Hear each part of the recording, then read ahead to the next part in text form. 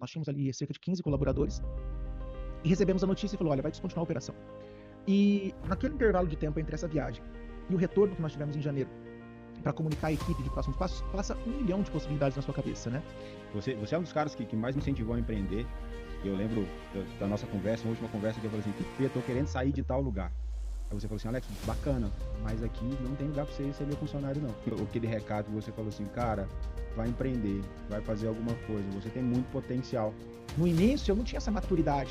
Eu achei que todo mundo era irmãozinho, poderia trabalhar junto, todo mundo ia sentir, ó, gente, todo mundo dentro. Não era. Então, aí a gente apanhou, a gente entendeu, a gente perde talentos, a gente encontra novos, mas essa maturidade, você pode ler livro, você pode ouvir relato, mas eu acho que você só adquire ela completamente vivendo a experiência, né? Então se desenvolva, não fica no sofá querendo esperar que uma luz divina venha te resgatar, né? Faça por onde, faça por merecer.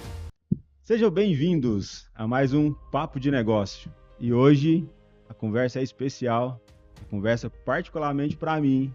É uma conversa que a gente já vem marcando há algum tempo, mas deu tudo certo. Então, hoje é uma honra receber aqui não só um amigo, ele é mais velho do que eu, então eu posso chamar ele de pai, mas ele foi uma das pessoas que fizeram e fazem parte da minha vida, da vida da minha família, que me trouxeram para esse mercado, o mercado de tecnologia, né? Começamos juntos lá na área de logística e hoje, se eu sou o que sou, eu devo muito a ele e à esposa dele. Então, com muito carinho, com muito amor que eu recebo esse grande amigo, esse grande mentor. Eu só vou falar o currículo dele, só para vocês terem ideia. Eu vou contar um pouquinho. Eu não consegui trazer tudo não, porque se a gente espirra, ele abre uma empresa. Então, é com muito prazer que eu recebo hoje, direto de Casa Branca, um grande amigo meu, o marido da Fabi. Fabi, você tem muita coisa para falar, você vai direitinho para o céu. Pai da Maju, do João Pedro e do nosso anjinho Tomás. Ele é empreendedor em vários segmentos. Ele já construiu uma empresa que lá atrás foi uma empresa que para poucos dava certo, mas ele persistiu e hoje construiu um grande negócio vinculado com outros negócios e construiu uma empresa chamada Grupo GGP. Seja muito bem-vindo, meu amigo, meu irmão, Pedro Pires. Que prazer ter você aqui, meu irmão. Que isso, hein? Que apresentação, hein? Obrigado, meu amigo. Muito bom estar aqui, prestigiando. Parabéns pela estrutura, parabéns pela iniciativa, parabéns pela coragem de dar a cara a tapa e montar um negócio. A gente sabe dos desafios que é empreender aqui nesse nosso país, né? Mas muito legal, muito animado estar aqui. Espero poder bater um bom papo, igual a gente sempre teve bons papos por aí, e poder compartilhar com a sua audiência, com a galera. Depois eu ficar revendo aqui, vendo e ver marcar os próximos, porque acho que em 1 hora vai ser pouco para a gente contar todas as histórias aqui, né? Em 1 hora não dá, né? De vez em quando nós nos esbarramos lá no Parque Sabiá e vamos mais falar do que correr, mas é de grande valia.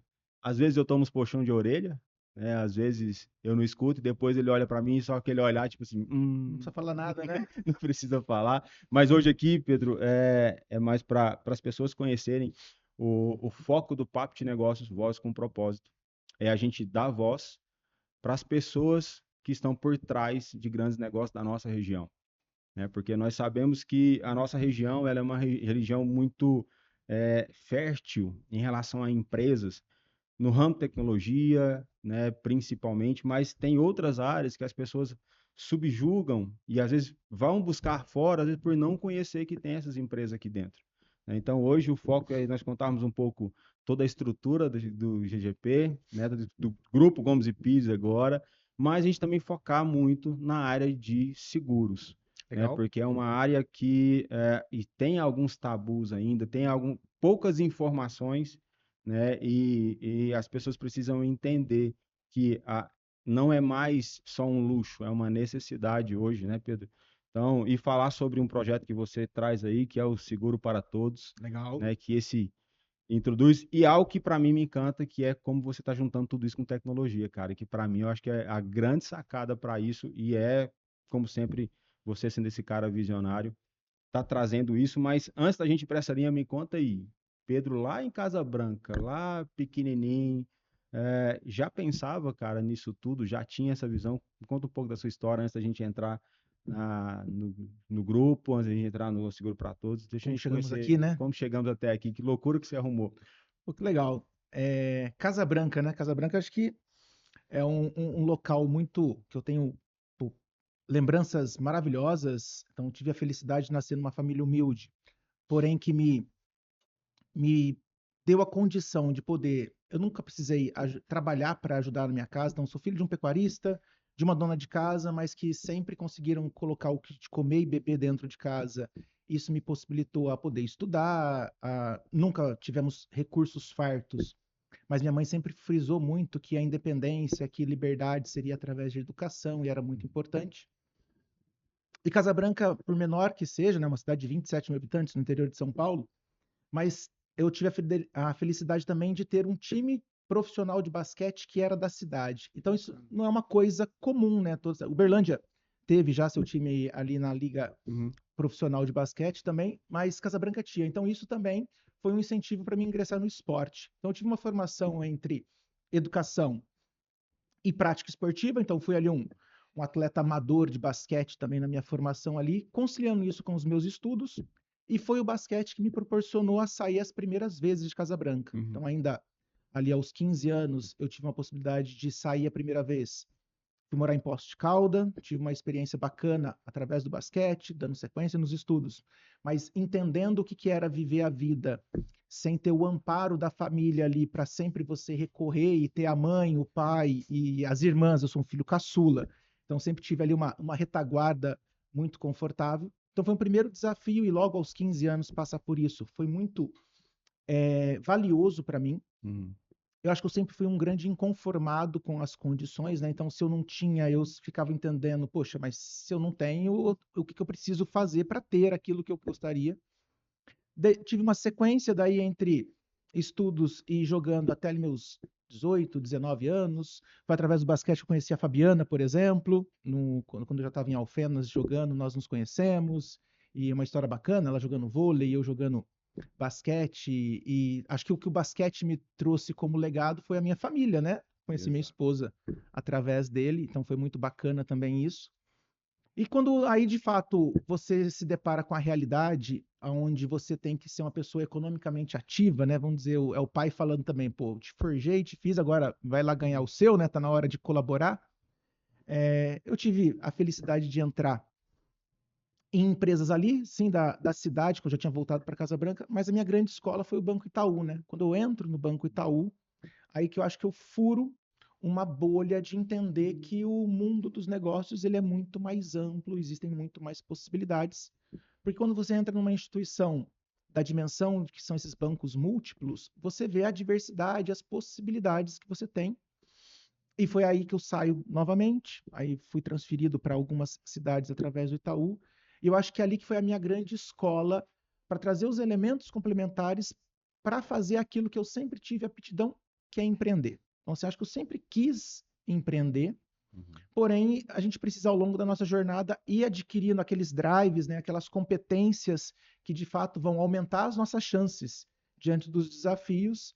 E não é só na escola que você vai aprender isso, não é só na faculdade, não é só trabalhando para os outros. Eu acho que é o conjunto, né? É quando você consegue reunir todas essas experiências que você tem ao longo da vida, você tem um insumo, um conjunto mínimo de ferramentas para aumentar as suas chances em se preservar no ambiente de empreendedorismo, que é um ambiente, por mais que ele possa ser muito florido no início, que você fala, vou realizar meu sonho, vou fazer aquilo que eu gosto, mas é um ambiente também hostil, que é ali que você tem que manter a sua empresa, manter o seu negócio vivo. E talvez acho que o maior desafio dos empreendedores no início é preservar o seu negócio vivo, né? Não tem, acho que, nada mais importante do que manter o seu negócio vivo. Então, agradeço muito ao banco, Itaú, Fixa, os bancos que eu passei. E foi por intermédio deles que eu desembarquei em Uberlândia, né? Então, foi nessas transferências de sucursal, de projetos, que eu chego a Uberlândia em 2010. E aí, chegando em Uberlândia, logo 2 anos depois, o banco descontinua aquele projeto que eu estava inserido, e aí eu chego nessa situação, né? O que eu faço agora? Vou para o mercado formal, vou dar sequência no que era uma PJ, mas era uma PJ que prestava esse serviço exclusivamente para um banco. E aí ali eu paro, tem aquele momento de decisão, recém-casado, olho para a esposa, ainda sem filhos, o que vamos fazer?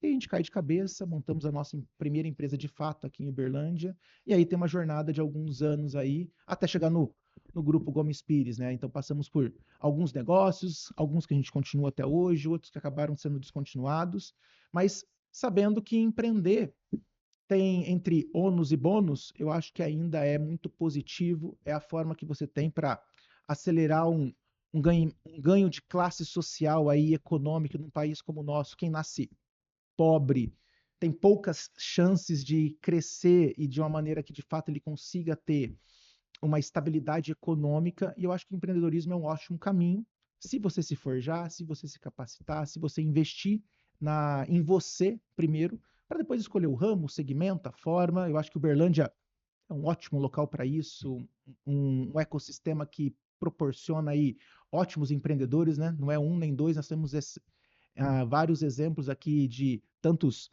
os nativos de Uberlândia quanto os que vieram de fora, os uberlandinos que falam, Uberlandinos, que né? vieram aqui, mas eu acho que é um ótimo local para se empreender. Cara, que bacana, né? Para você que tá nos assistindo aí, a primeira sacada que você tem é a ousadia, né? Por mais que era em um momento, em ambientes onde o Pedro foi sendo transferido, né? Mas ele já vem aqui para Uberlândia, Pedro, e quando você chega aqui em Uberlândia, que você monta e que o banco fala assim, ó, vamos descontinuar, passou por algum momento na sua cabeça assim, cara, eu vou voltar para minha casa, vou voltar para minha terra, ou não, ou você falou assim, não, cara, é aqui, eu vi uma oportunidade aqui, é aqui que eu vou estabelecer todos os meus negócios. Passou muito. O que era a minha realidade naquela época, né? Quando eu tomei a notícia, ó, como que, assim, e de fato tem a crença que cada um tiver, né? Mas com certeza existe algo muito maior do que a gente que ali está interligando as coisas, né? Quando eu recebi a notícia do banco que de fato a, a situação era, o ano era 2012, final de 2012, cenário bancário estava numa crise profunda de credibilidade, os bancos não estavam conseguindo se capitalizar junto a fundos maiores, e nós tínhamos acabado de ganhar nossa primeira viagem internacional financiada pelo banco, né? O banco concedeu isso para mim, para Fabiana, foi a nossa primeira vez, estávamos lá nos Uhum. Estados Unidos, a conversão ainda dólar real não era tão boa já, mas também não era tão ruim, a gente estava ali curtindo ali, gastando um pouquinho e aproveitando. E a gente recebe, e na época nós éramos uma empresa que prestava serviço exclusivamente para um banco. Nós tínhamos ali cerca de 15 colaboradores e recebemos a notícia e falou: olha, vai descontinuar a operação.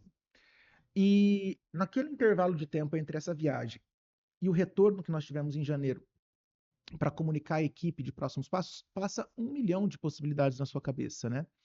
E a gente tem uma natureza, eu acho, todos nós, e se a gente falar na pirâmide de Maslow, né, onde a gente fala na primeira linha lá, segurança, né? Segurança, alimentação, e você vai começando a fazer ela, né? E eu tinha um cenário mais, vamos dizer assim, menos arriscado. Poxa, meu sogro empreendia, tinha um negócio bacana lá em Alfenas, no ponto de fazer talvez um plano sucessório, no momento de querer talvez passar o Uhum. bastão para alguém ali, não tínhamos filhos, então talvez o movimento natural seria: encerra a operação, voltamos para Bom. Alfenas, assumo um negócio aqui dele que já é estabilizado, mais de 20 anos de comércio, Uhum. e damos sequência à nossa vida. Casa mobiliada, recém-construída por um casal recém-casado, tínhamos casado em 2011. Então acho que o cenário, a zona do conforto, ela é atraente, ela te chama, né? Então ela fala assim, Sim. cara, aqui tem menos risco, aqui eu te protejo. Só que, por um outro lado, ela te limita.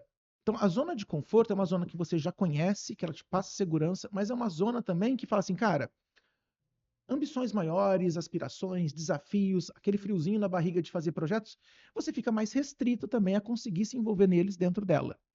Então, a decisão foi, poxa, ficar aqui nesse ecossistema ainda sem saber exatamente o que fazer abria um leque de possibilidades, por mais que era um cenário um pouco mais arriscado, mas um leque de possibilidades que daí para quem gosta de pensar, de criar, aí a mente vai longe, né? Poxa, Uberlândia em 2012.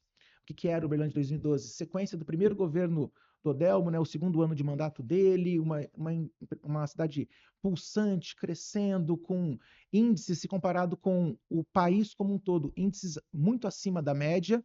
Então, por que sair de Uberlândia, uma cidade de 700 mil habitantes, para voltar para Alfenas, 70 mil habitantes?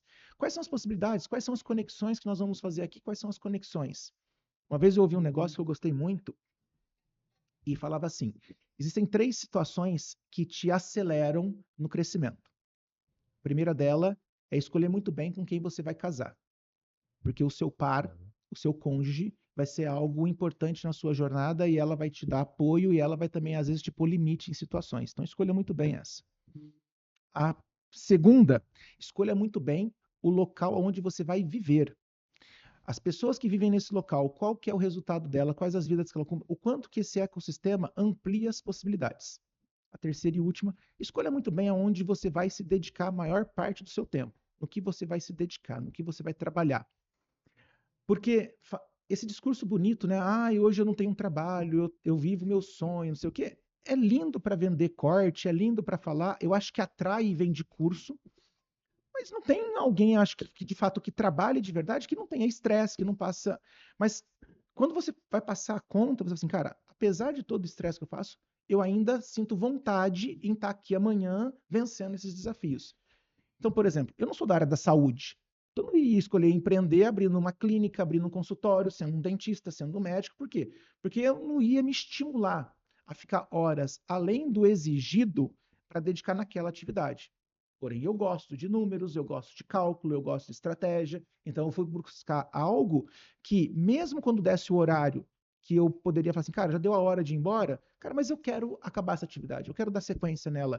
Quando eu ponho a cabeça no travesseiro, às vezes para mim, é prazeroso ficar pensando nas soluções dos desafios que eu tenho, e não é uma tortura. Quando chega a segunda-feira, por mais desafiador que possa ser, eu tenho um certo ânimo para ir lá e para dar sequência nos meus projetos. E não é puta merda, segunda-feira, que desculpa que eu vou dar hoje, eu só vou depois do meio-dia. Então, acho que esse pilarzinho, né? Se você ainda não casou, então saiba muito bem escolher o seu par.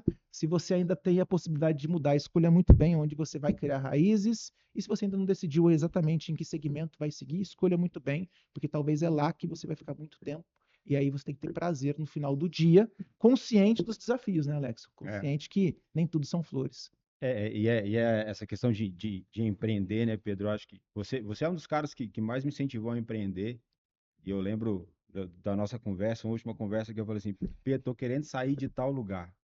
Aí você falou assim: Alex, bacana, mas aqui não tem lugar para você ser meu funcionário, não. Eu lembro dessa conversa que, para mim, eu falei assim, mas como assim? Na hora da raiva, né? Eu falei assim, mas como assim, cara? Como assim não tem? Mas eu entendi aquele recado que você falou assim, cara, vai empreender, vai fazer alguma coisa, você tem muito potencial. E isso eu demorei a cair a ficha, né? Porque vendo você falar hoje, e deixando bem claro para você aqui, primeiro, às vezes não vai ser você que vai despertar esse potencial, mas vai ser uma pessoa que te conhece tão bem quanto você.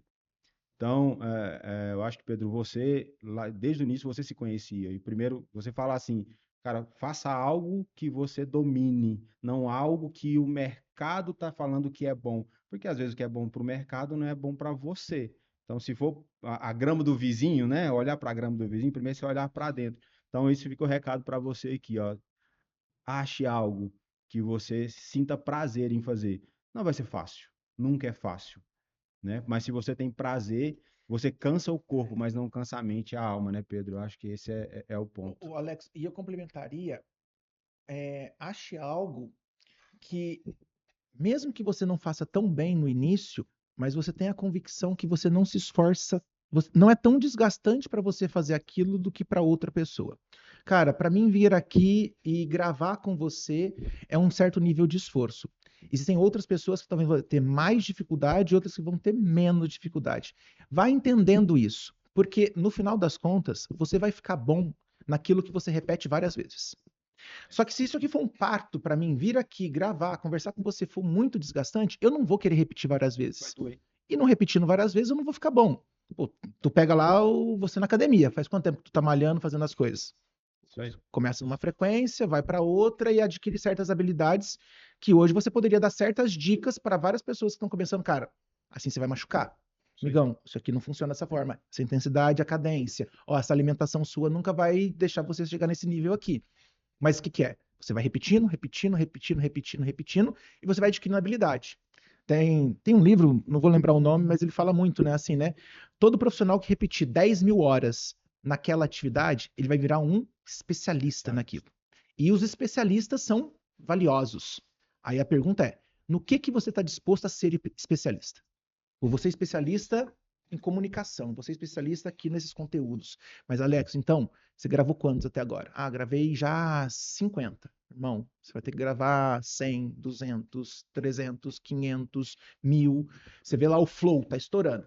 Você vê lá qual que é o episódio, hashtag lá, 1000 e lá vai pedrada. Você vê lá o Vilela lá no Inteligência Limitada. Sim. Pô, tá voando. Qual que é o episódio dele? É 1000 e lá vai pedrada. Os caras são muito bons. Tem um repertório gigante para entrevistar. Mas quantas entrevistas eles fizeram? Eles conseguem conversar com lados opostos e ter um conteúdo rico e bom da mesma forma, né? Então ele conversa com gregos e troianos e o cara consegue tirar o melhor. Mas o cara repetiu várias vezes, né? Então, com certeza, a aptidão, você querer ter prazer naquilo, mas, cara, eu me esforço menos do que você para fazer essa atividade. Mesma atividade, mesmo tempo, mas parece que quando eu saio daqui eu tô menos desgastado. Poxa, olha, talvez eu tenha alguma qualidade, talvez eu tenha algum talento que Deus talvez concedeu para você, lapida ele, cara. Ele te concedeu esse talento, não pega ele, não enterra, igual ele fala. Ele falou isso. Pô, vou te conceder o seu talento, vou entregar ele para você, multiplica ele. Então, acho que isso é uma boa dica aí que as pessoas deveriam seguir. Boa. E eu acho que a gente nem começou ainda, hein, gente? Então, para falar agora dos seus negócios atuais, não tem como não voltar lá para 2013, 14 e 2018 eu participei um pouco desse projeto, mas uma das coisas que eu sempre ouvi você falar nas nossas reuniões, no nosso bate-papo, é que, cara, esse cenário vai mudar. Esse cenário vai mudar. Mas eu vejo que hoje o cenário mudou, ou quem mudou foi o Pedro, que aí o cenário mudou. De 2013 lá, quando surgiu lá, aí depois veio um boom, foi 2018 que veio o boom das proteções, que aí surgiram um monte, aí depois foi diminuindo, diminuindo, mas eu vi você indo para um caminho, mas que não é, para mim não é um caminho que nós estamos vivendo hoje, que você vive hoje, pode ser novo para algumas pessoas, mas para mim parece que não é novo, porque eu já via isso lá atrás, porque você trazia essa visão muito forte para a gente. Então, o cenário mudou ou o Pedro e toda a equipe fizeram o cenário mudar? Alex, eu sempre acreditei numa coisa assim, tem dois papéis que você pode ocupar. Ou você vai liderar ou você vai ser liderado. E eu acho que para os dois são totalmente justos. Então, ou você vai tomar a decisão e aí pessoas vão seguir no seu caminho de acordo com a decisão que você tomou, ou você vai escolher alguém para tomar a decisão por você e aí você vai seguir essa pessoa, dar o apoio para essa pessoa, dar o apoio para esse movimento. Eu sempre preferi ser da primeira vertente. Então, eu nunca esperei as coisas acontecerem para tomar uma decisão.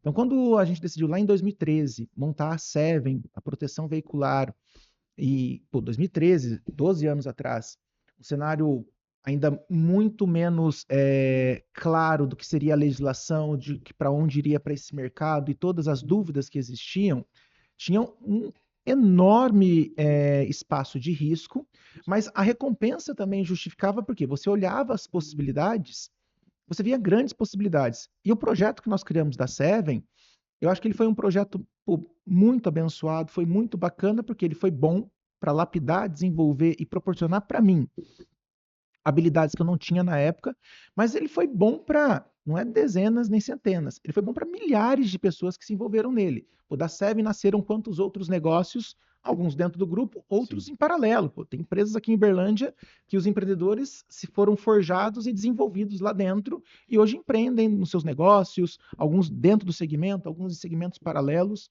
mas a Seven foi muito bacana nisso. E quando a gente vai chegando, quando a gente se conheceu ali em 18, a gente estava no ápice dessa jornada, né? Poxa, a Seven tinha em 18 feito aquele ano, você veio com a logística, né? Poxa, olha aqui, começamos a expandir em 2016, montamos 3 unidades. Pô, em 2017, montamos mais 4. Poxa, então quer dizer que com a matriz nós temos 8. O que a gente vai fazer em 2018? A gente vai dobrar. Pô, a gente sai de 8 para 16. Mas geograficamente você estava ali Não, eram 16, sendo que 4 eram o interior de São Paulo, 2 estavam no Paraná e 2, uma em Santa Catarina, uma no Rio Grande do Sul. Poxa, geograficamente distante, num país continental, ainda pessoas com muita vontade, mas ainda não com uma estrutura toda, pessoal de treinamento montando e tendo que aplicar no outro dia, recrutamento e seleção, formato de contratação, pô, ultra mega arrojado, aqui vão ser PJs que vão estar na área comercial, aqui vai ter seletista no administrativo. E aquilo foi muito legal. Só que quando eu cheguei ali já em 2019, quando a gente fez aquela convenção de Natal, que a gente, pô, ia ter 200 pessoas no avião, ir para lá em Natal e viver aquilo tudo, vivendo aquilo, eu sabia que aquilo ali não tinha grandes perspectivas de sequência por causa do cenário instável, e aí, querendo ou não, para quem empreende, você tem que estar sempre acompanhando isso, o que são as questões fiscais, legislativas e para onde que essa indústria que você está se guiando. Então, vai ter uma sequência, porque o empreendedor ele tem que estar muito atento à sequência do negócio dele. E se você começa a ver não grandes perspectivas, e como que eu vejo perspectivas? Eu vejo outras empresas. Eu vejo empresas que coexistem no mesmo segmento e como que elas estão indo. No Brasil, eu vejo, às vezes, um pensamento pequeno, onde se trata a concorrente como adversário. Pô, existe em todas as cadeias, existe tanta demanda, tanto mercado, que é ótimo ter bons adversários. Acho que o Uberlândia é um baita exemplo disso. Pô, Martins é grande pra caramba, né? Mas se não fosse talvez uma Arcon que fosse aqui também, se não fosse um Peixoto que também tivesse aqui, se não fosse União que teve aqui, talvez não seria tão grande. Porque ter esses concorrentes os forçaram a fazer coisas e, pô, Martins tem banco, tem financeira, tem outras vertentes e isso a forçou.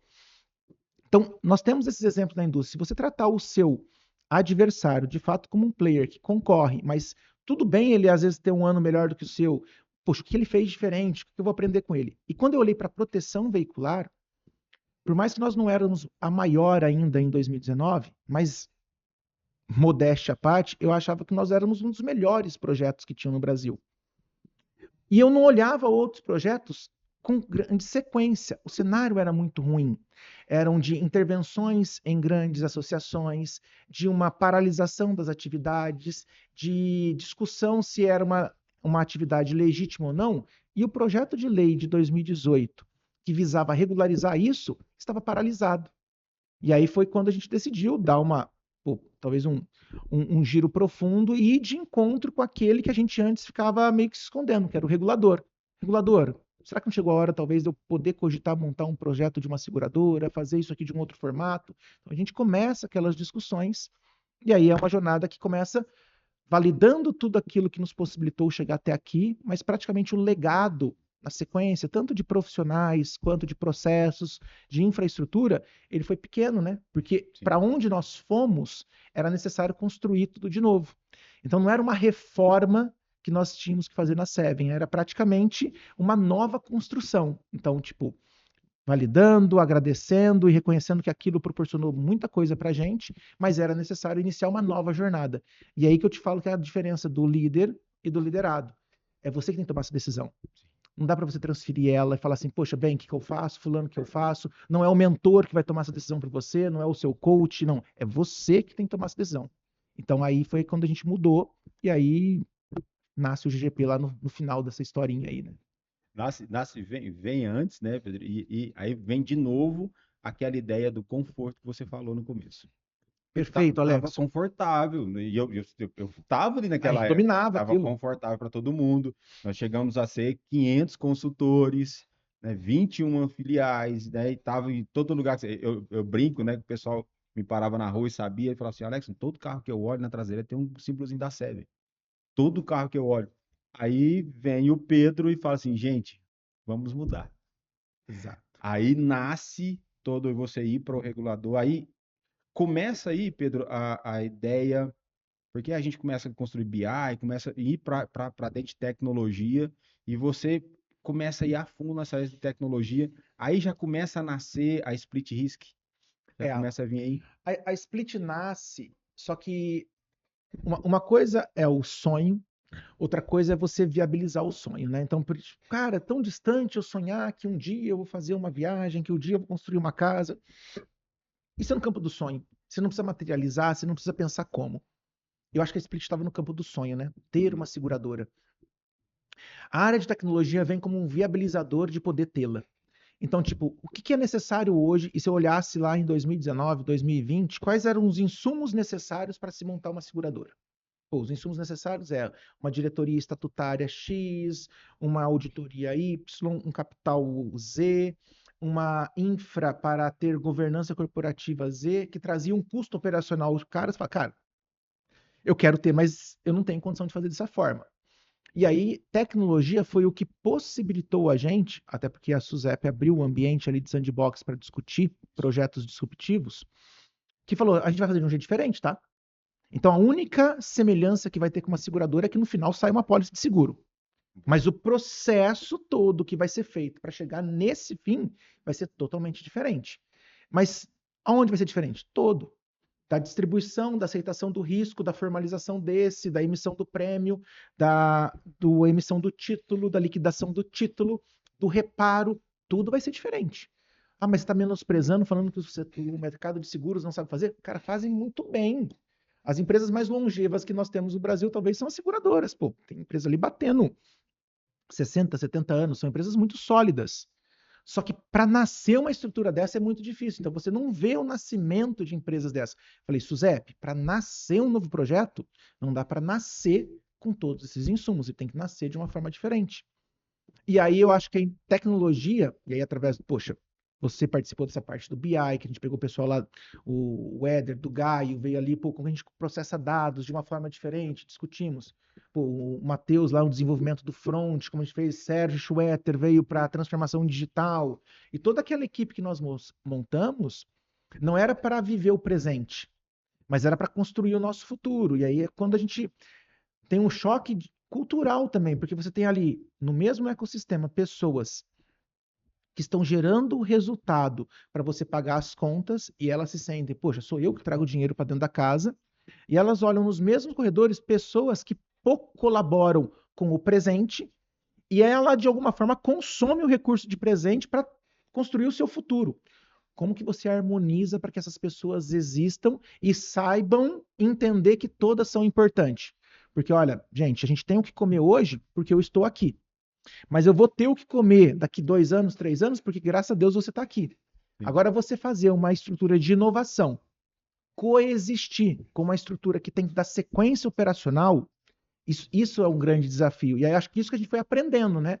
No início eu não tinha essa maturidade. Eu achei que todo mundo era irmãozinho, poderia trabalhar junto, todo mundo ia sentir, ó, gente, uhul, todo mundo dentro. Não era. Então, aí a gente apanhou, a gente entendeu, a gente perde talentos, a gente encontra novos, mas essa maturidade, você pode ler livro, você pode ouvir relato, mas eu acho que você só adquire ela completamente vivendo a experiência, né? Estando passando pelo processo, e foi isso que a gente teve a oportunidade de passar, né? Então a gente viveu a descontinuação de algo que era muito bom e a gente iniciou praticamente do zero algo que tem tudo a crer que pode ser muito maior, Sim. que pode levar a gente num outro patamar, num outro tipo de business, com uma outra natureza, mas voltando no que a gente falou anterior, com perspectiva de sequência muito maior.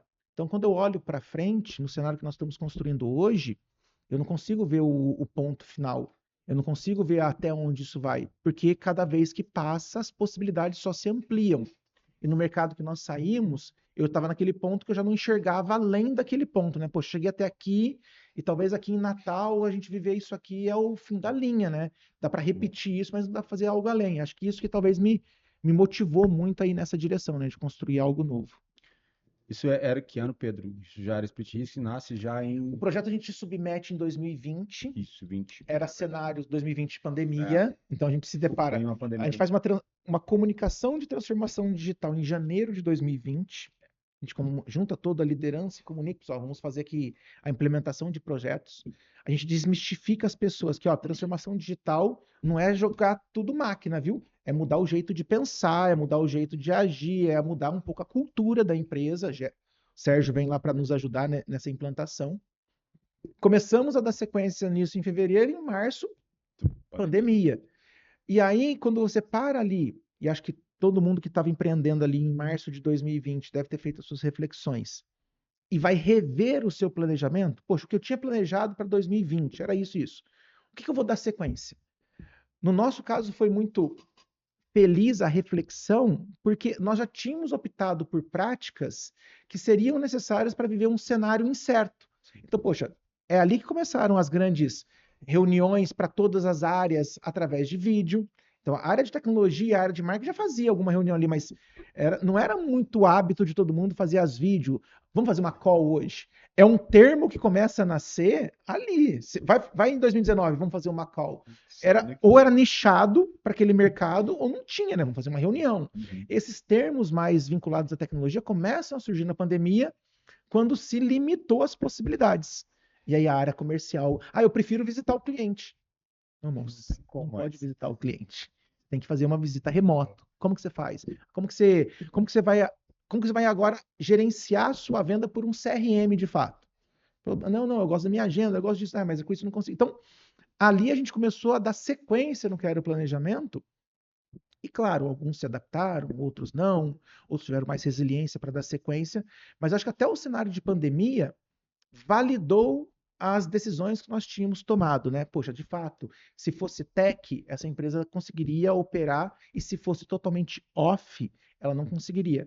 E aí a gente foi fazendo aquela mescla de preservar o que era necessário na, na questão analógica, né, ali no tete a tete, mas introduzindo cada vez mais questões de tecnologia. Uma aceitação de risco totalmente virtual, onde a inteligência artificial possa fazer isso, avaliar e de fato está aqui, ok, próxima fase, e um sistema que faça isso.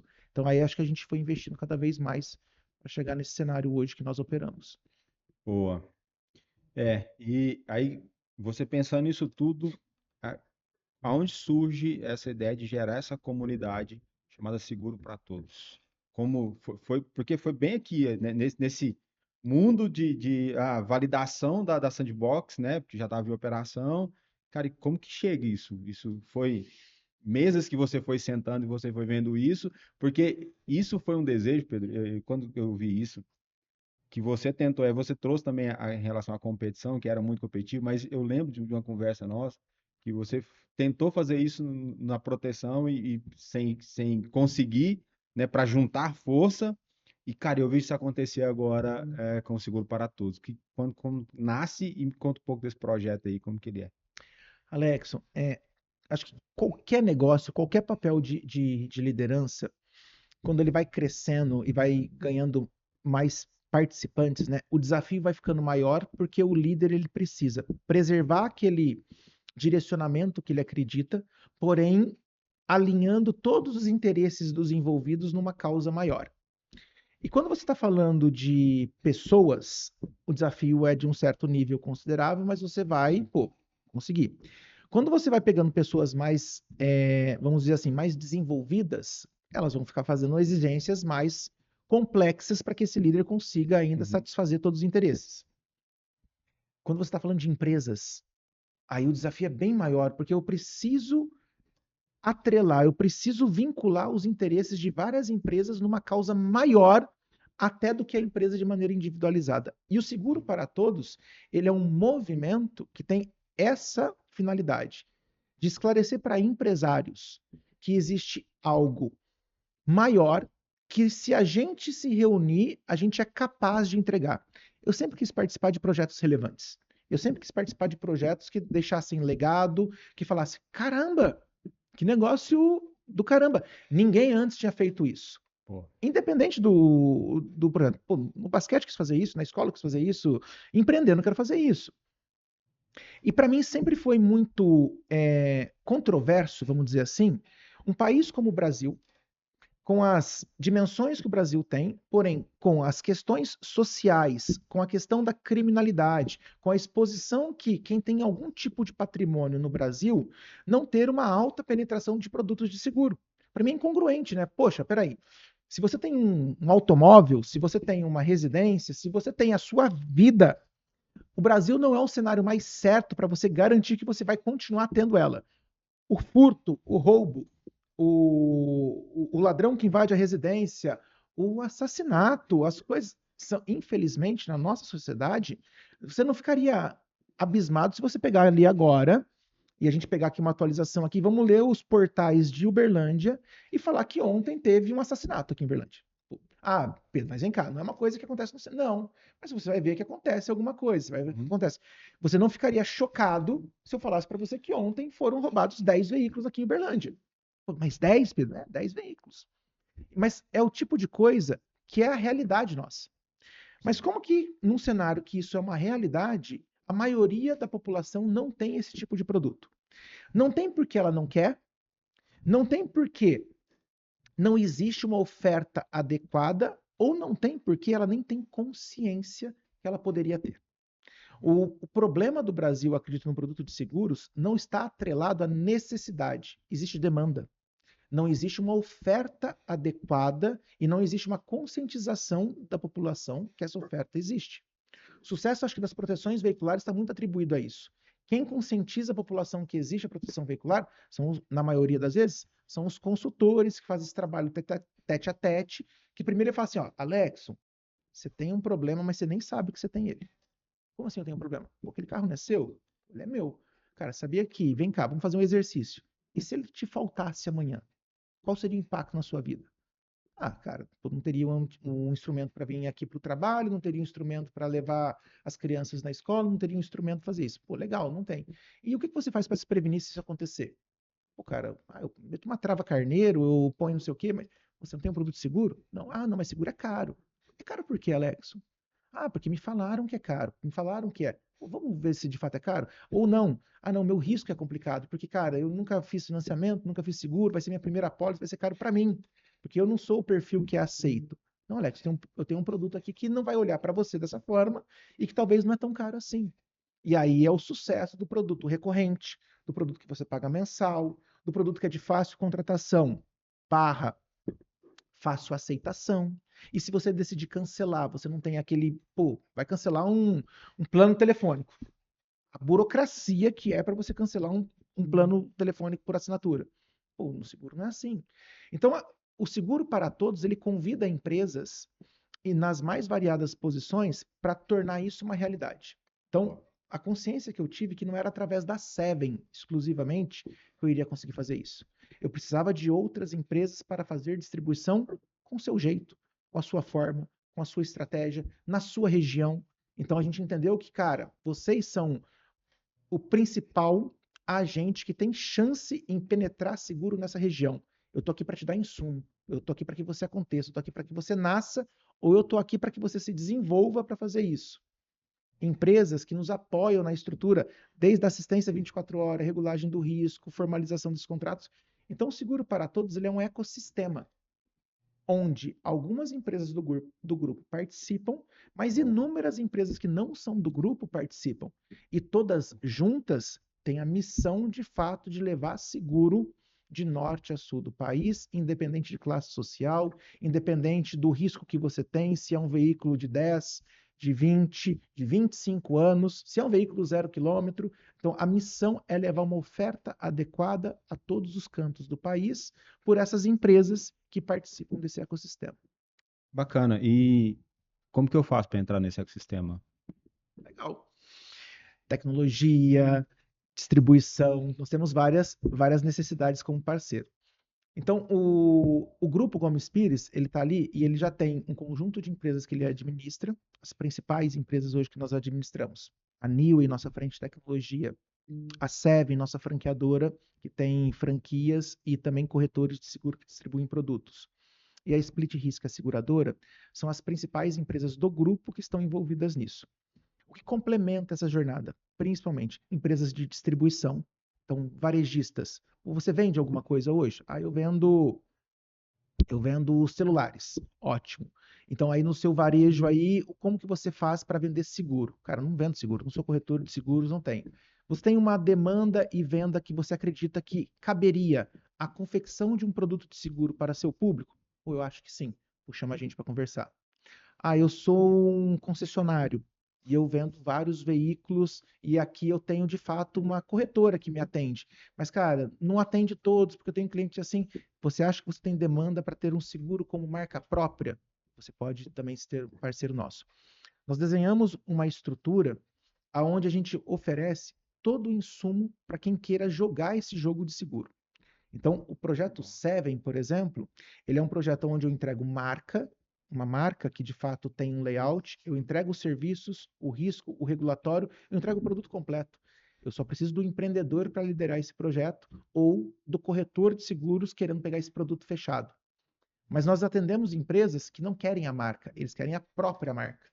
Ele quer que a marca dele seja, de fato, à frente daquele produto de seguro, mas ele quer os serviços, ele quer o risco, ele quer a estrutura que nós temos. Então, eu preservo a marca dele, isso para levar branding para o negócio dele, para ele ter um negócio mais bem formatado, e eu não entrego daí a marca, e ele põe a marca dele, eu entrego serviços, risco e regulatório. Nós temos um outro produto de empresas que já tem o seu próprio call center, já tem a sua própria rede de serviços, e ele não quer os serviços, ele só quer o risco, ele só quer o regulatório, ele só quer a tecnologia. E, inclusive, agora nós temos empresas que já sabem gerenciar risco, até melhor do que a grande maioria, porque são empresas que eram de mercados de rastreamento, que eram de proteção, e ela não quer transferir o risco, ela quer continuar gerenciando o risco. Aí a gente entrega para ela, a gente entrega o regulatório. Olha, faça isso dentro do ambiente de seguros. E saiba que o custo para você fazer isso não inviabiliza a sua operação. Nós temos um plano estruturado que mostra para ele, olha, você tem condição de absorver essa parte para regularizar a sua atividade, preservando tudo que você fez. Acho que o que a gente construiu é a solução que aquele Pedro de 2019 queria. Se eu tivesse alguém que viesse com essa estrutura, olha, preserva a Seven no formato que ela é, eu estou te entregando isso aqui, assim, assim, assim, eu teria dado sequência naquela jornada, porque eu teria o parceiro que iria me dar a retaguarda necessária para mim fazer novos projetos para a Seven, ela virar 40 escritórios, 50 escritórios, 100 escritórios. Eu teria daí a visão de longo prazo do negócio. Acho que foi nisso que a gente investiu. E quer participar disso? Entra em contato com o grupo, pesquisa, oferece os seus serviços para nós. Poxa, a gente está aqui em Uberlândia e às vezes não sabe do quanto de empresas que tem bacanas que entregam soluções legais que a gente consome e às vezes a gente tem que recorrer a outros mercados, né? Então vamos lá para São Paulo, Rio, Brasília. Mas por quê? Porque a gente desconhece que existe às vezes essas soluções. Então, procura o grupo, quer trabalhar com o grupo, a gente tem sempre oportunidades ali também de novos talentos. Então, tipo, quer participar? Entra lá no gomespires.com.br, grupo gomespires.com.br, manda lá um contato lá, chama no chatzinho lá pra gente bater um papo. Bacana. Gente, foi só uma pincelada, tá? Já se passaram 45 minutos, senhor. Voa, né? Você fala muito, Alex, eu falo. Já tomou 2 copos d'água, não tô no primeiro aqui ainda. Pedro, a gente ir caminhando para o final, tem uma máxima que fala que por trás de grandes CNPJs tem grandes CPFs. E eu tenho o privilégio de acompanhar, eu sei que ao lado desse CPF Pedro tem um CPF Fabiana, mas me conta aí, como que é o Pedro, com a Fabiana você já contou, que você se escolheu lá atrás, mas tem uma fase na sua vida que eu acho que dá um estalo, foi a chegada dos meninos, né? A chegada da Maju, né, que já mudou um pouquinho, né? Mudou você, mudou a Fabi, e depois teve a chegada do João Pedro e do Tomás, que mudou o Pedro Muito. muito. Para a gente caminhar para o final, me conta um pouquinho dessa história de quem que era o Pedro. Porque é difícil a gente falar quem que era o Pedro e Fabiano, porque a gente não, acho que não existiu o Pedro e Fabiana, né? Então, essa parceria que vocês têm e como foi o Pedro na chegada da Maju e depois da chegada dos meninos. Alex, aquela coisa, ah, o empreendedor é aquele cara que não adianta ele querer desassociar o CPF do CNPJ, né? Então, quer empreender? Você vai estar empreendendo dentro da sua casa, você vai ter assuntos de empreendimento dentro da sua casa. Então, se você não gosta disso, se você quer deixar o trabalho no trabalho, não vai empreender. Preste um concurso público, ou entre no, se desenvolva e vá ser um engenheiro, alguma profissão específica que você possa fazer isso. Mas o empreendedor, ele tem essa questão, né? Ele leva o trabalho para casa e, no meu caso, eu levei a casa para o trabalho, né? Literalmente. Fabiana teve que ir para dentro de casa. E sempre foi minha parceira em todos os desafios, é quem está segurando. Pô, saí de uma reunião agora que nós estávamos, ela ficou segurando lá e possibilitou para a gente vir aqui. Mas eu acho que uma coisa muito importante que a gente teve nesse ponto de dar sequência na vida empreendendo juntos é que sempre teve uma revisão de alinhamento de expectativa. Então, o alinhamento de expectativa que nós tínhamos quando nós casamos lá em 2011, ele é um alinhamento de expectativa diferente hoje. Os valores são os mesmos. Acho que o que a gente acredita como sequência, como valores, o que é certo, o que é errado, se preserva. Mas as horas que nós vamos dedicar para certas frentes, o que é prioridade naquele ano, naquele mês, isso sempre foi sendo revisto. Então a gente sempre foi alinhando. Então, acho que a Maria Júlia colaborou muito para essa tomada de decisão minha de sequência, porque a Maria Júlia também nasce em 2019, né? Uhum. Então, quando a Maria Júlia nasce, era necessário que eu também revisse até a minha gestão de horas. Você recorda, eu chegava não muito tarde, mas nunca fui o cara de madrugar, chegar muito cedo, mas eu saía muito tarde e algumas vezes eu saía madrugada da empresa, né? Vivia muito aquilo. Uhum. Poxa, viver, trazer uma criança para o mundo e usar aquele discurso ainda, papel de criar é da mãe, eu vou aqui estar fazendo minha parte que é trabalhar, levar, acho que é mais uma desculpa que você utiliza para fugir de uma responsabilidade que é sua. E olha que eu não sou o exemplo do pai que fica ali brincando toda hora fazendo as coisas, tenho meus momentos com eles, mas não posso abdicar de um papel que esse sim é intransferível. O pai dos meus filhos sou eu. Boa. E esse papel é um dos poucos que eu não posso transferir. Eu posso transferir a administração das empresas um dia. Eu posso preparar pessoas para ocupar espaços que eu já fiz. Mas pai dos meus filhos, não. E eu vou me responsabilizar pela educação deles. E eu não vou atribuir isso a um professor, a um formador, a uma outra pessoa, porque se meu filho tiver algum desvio de caráter, o principal responsável vai ser eu. Então, a Maria Júlia me trouxe muito essa consciência. Então, quando ela nasce, eu faço uma divisão a face a face total da empresa, né? Ela foi viver ali a experiência. A Fabiana, acho que entre todas as coisas que ela faz muito bem, acho que ser mãe talvez é a que ela faz melhor. E foi viver muito aquilo, e eu fui fazer a retaguarda, vou continuar trazendo sustento, mas complementando. Pô, readaptamos, mudança, 20, então chega a pandemia, Maria Júlia, primeiro aninho, primeiro aniversarinho dela que ia ser em março, suspende festinha, pandemia, não pode fazer tudo, sequência. A Fá engravida de novo, meio de 21, e os meninos nascem em 22. E pra você ter ideia, você vai esquecendo de algumas coisas e acho que a vida manda alguns recadinhos e você depois vai negligenciando. Quando a Maria Júlia nasceu, eu tinha essa consciência e me afastei um pouco. Quando os meninos nasceram, no dia do nascimento deles, eu acompanhei, fiquei com a Fá tudo ali. Ao meio-dia eu saí para fazer reunião na empresa, porque, Fada, para segurar, sua mãe tá aí, os meninos nasceram, mas tô lá. E tava trabalhando, e tava indo, e não sei o quê. Por quê?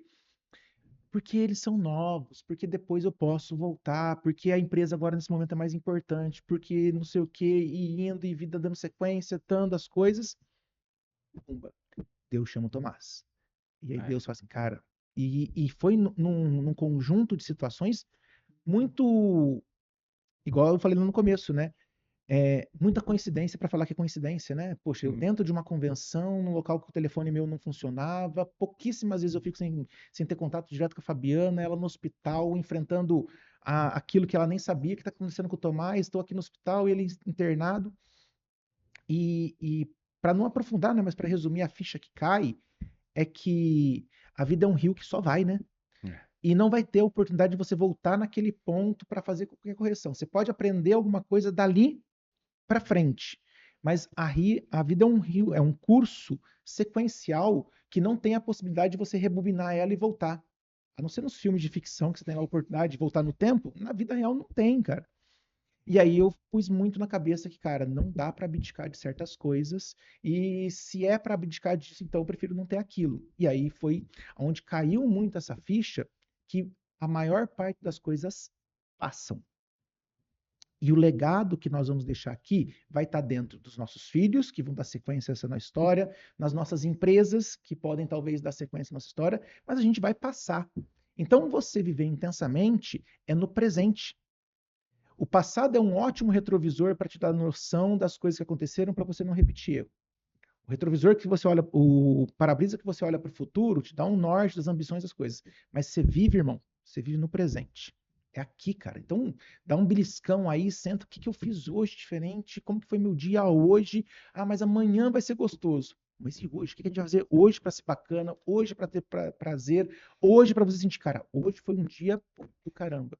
Então, eu comecei a ter muito essa consciência de viver mais intensamente o hoje com responsabilidade de pensar no futuro, com zelo de não esquecer das pessoas que me ajudaram no passado, mas vivendo muito hoje. Então, acho que essa, esse alinhamento de expectativa meu com a Fabiana, ele está muito mais adequado, porque a gente sabe que a gente está vendo uma vida diferente agora, estou chegando nos meus 40 anos, as crianças estão numa outra fase, a gente precisa viabilizar algo para dar sequência nessa jornada. Poxa, então vamos empreender também não está no nosso plano de deixar de acontecer, mas talvez numa cadência diferente, talvez num posicionamento diferente, talvez formando outras pessoas. Quer subir um degrau? Pô, quem que você está esticando a mão para subir para ocupar o seu papel? Então, acho que a gente pensa muito nisso, né? Poxa, eu quero crescer, quero fazer outras coisas, mas eu quero capacitar pessoas para que façam o que eu julgo que hoje é relevante. Então, eu me julgo importante, pelo menos para alguém. Acho que eu sou importante para meus filhos. Acho que eu sou importante para minha esposa. Acho que eu sou importante para um outro conjunto de pessoas que vive comigo. E acho que a gente tem que se sentir importante. Tem que estufar o peito, mas, cara, eu faço falta, viu? Se eu não estiver aqui, então vou me cuidar. Acho que é isso que me tira de vez em quando da cama para ir lá no parque. Pô, vai lá dar uma corridinha. Pô, controla isso. Porque, cara, você faz falta sim. Então, saiba controlar essa autoestima, mas ter a autoestima é fundamental, Alex. A gente tem que ter essa segurança de falar, cara, eu sou relevante. E aí vai dando sequência. Cara, que bom. Bom saber, né? É bom reviver. Pra gente finalizar, Pedro, cita aí pra mim 3 momentos felizes marcantes da sua vida. 3 momentos felizes e marcantes na minha vida. Eu vou começar pelo meu casamento. Se eu fechar o olho, eu acho que eu consigo lembrar com riqueza de detalhes aquele dia. Só que eu ainda não tinha esse estalo tanto de viver o presente. Eu fui viver o presente do meu casamento quando abriu as portas e a Fabiana estava entrando de noiva. Porque até os 5 minutos antecedendo o meu casamento, eu estava tentando organizar os padrinhos e viabilizar a coisa, e da festa, aquela coisa, não sei o que, não sei o que, não sei o que. Pumba! Abriu a porta, ele entrou. Aí você fala, nossa, que coisa foda. Então acho que esse momento é muito legal.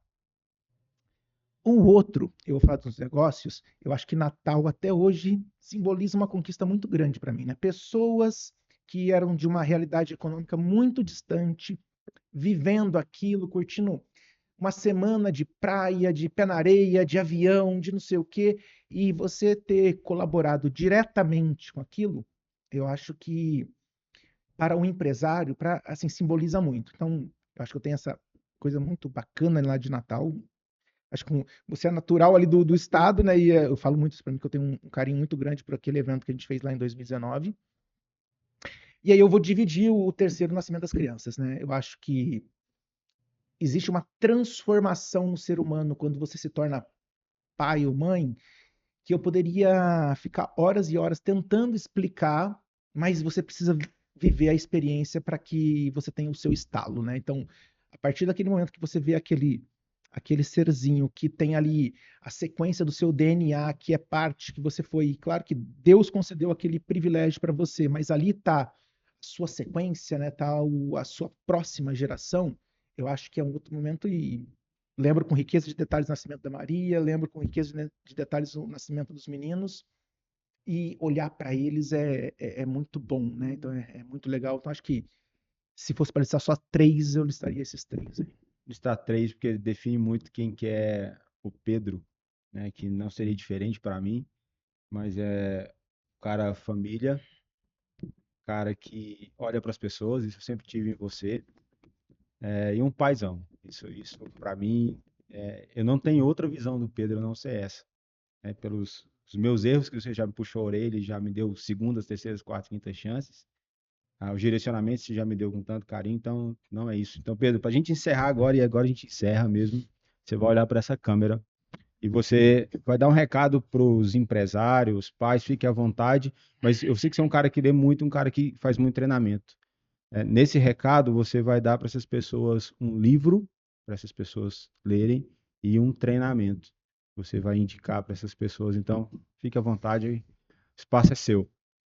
Livre treinamento, tá? Vamos lá, né?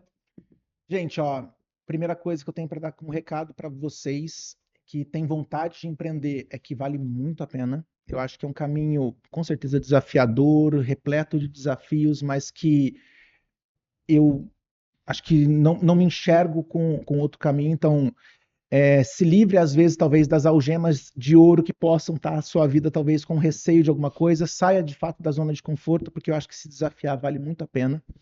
Então, acho que esse é o primeiro recado. Para falar de um bom livro, e eu li alguns para chegar até aqui, mas eu acho que talvez o que mais possa colaborar com esse momento, eu indicaria Comece pelo Porquê, Simon Sinek. Um livro muito legal, provocativo e que vai falar de fato do porquê que você deve dar sequência em alguns projetos. Então ele vai te ensinar e vai te dar um framework ali de ferramentas, sequência em jornadas que você possa escolher. Um treinamento, amigo, um treinamento custo-benefício legal. Vou falar de um treinamento que. Cara, eu vou falar de um treinamento que, se você souber fazer com leitura, é muito bacana para desenvolvimento pessoal. Vou falar do Método CIS. Paulo Vieira, Febracis, tem um conjunto ali de repertório, mas eu acho que é o melhor treinamento custo-benefício que eles têm, que eu acho que ele entrega muito de desenvolvimento pessoal, reprogramação de algumas crenças que você possa ter e te dá ali talvez um conjunto de ferramentas básicas para você fazer uma administração. Acho que ele é muito aplicável, né? Então acho que eu desconheço um outro custo-benefício talvez melhor para iniciar essa jornada. Acho que depois tem outros complementares. Mas recado, Alex, é que, cara, se sinta importante, se sinta relevante, mas faça por merecer, né? Então não é só um negócio de autoestima, bater no peito, Então, cara, se você quer ser uma pessoa relevante, importante, que realmente impacte na vida de alguém, e não precisa ser algo gigante, né? Que impacte na vida da sua família, na vida dos seus amigos, na vida dos seus colegas. Então se desenvolva, não fica no sofá querendo esperar que uma luz divina venha te resgatar, né? Faça por onde, faça por merecer. Tenho certeza que o que você planta nesse plano aqui, você acaba colhendo nesse plano aqui. Só que talvez o que você está plantando é algo bom demais, sofisticado demais, e talvez demore a colher. Então, saiba também alinhar sua expectativa, zelar desse plantio que você fez, mas a colheita é certa, cara. Então, uma coisa é certa, a colheita é certa. E se você não plantou nada, você não vai colher nada. Então, é com essa frase.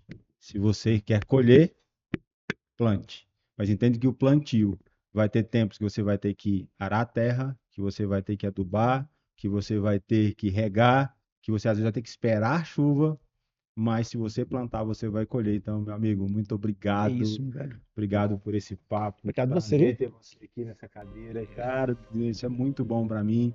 E para você que nos acompanha, compartilhe esse conteúdo. Sabe aquele amigo seu que precisa, que tá naquele vai ou não vai? Então compartilha esse conteúdo, fala para ele, assim, cara, eu tenho um cara aqui chamado Pedro, que ele veio lá em 2010, ele veio de Casa Branca, e ele vai te ensinar como empreender, ou pelo menos a como não desistir. Mas compartilha, segue, se inscreva no nosso canal, acompanhe as redes sociais do Grupo Gomes e Pires, acompanhe o Pedro, né? Siga a nossa página também, A2M, siga o nosso Instagram, né? Vai ser um prazer ter vocês lá com a gente. E, como sempre, nós estamos aqui para defender uma causa, nós estamos aqui para apoiar famílias raras, né, no Instagram, famílias raras no YouTube, famíliasraras.org. Então, seja um doador, nos ajude nessa causa. Nós ajudamos aqui, mais de 300 famílias já passaram por aqui. Existe muita criança que depende da minha e da sua doação. Então, faça parte desse projeto também. Até a próxima, até o próximo Papo de Negócio, até o próximo Vozes com Propósito. Fica com Deus.